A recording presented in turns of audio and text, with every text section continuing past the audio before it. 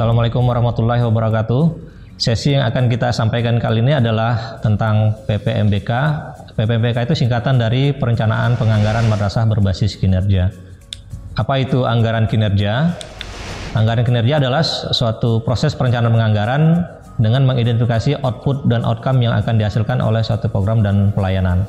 Kemudian program kegiatan itu menghubungkan antara pengeluaran dengan hasil yang akan dicapai. Selanjutnya proses ini juga menilai adanya efektivitas, efisiensi, dan ekonomis dari suatu program dan kegiatan atau yang lebih dikenal dengan value for money. Nah, kenapa PBK ini penting? Pertama, untuk menciptakan adanya good governance. Seperti yang kita ketahui bahwa salah satu tujuan utama dari reformasi kita adalah terbentuknya good governance atau tata kelola pemerintahan yang baik. Nah, tata kelola pemerintahan yang baik itu ada 3 pilar utamanya, yaitu transparansi, akuntabilitas, dan partisipasi. Kemudian juga proses perencanaan penganggaran berbasis kinerja ini adalah untuk value for money atau nilai dari uang, yang terdiri dari 3 item penting, yaitu ekonomis, efisiensi, dan efektivitas.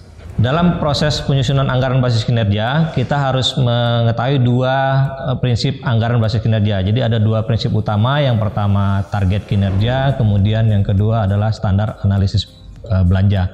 2 poin ini sangat penting untuk dipahami karena dari 2 inilah yang akan menentukan bahwa apakah program kegiatan itu berbasis kinerja atau tidak. Nah, kalau kita lihat dari gambar berikut ini, PBK itu ada dua prinsip utama, yaitu indikator kinerja dan standar analisa belanja.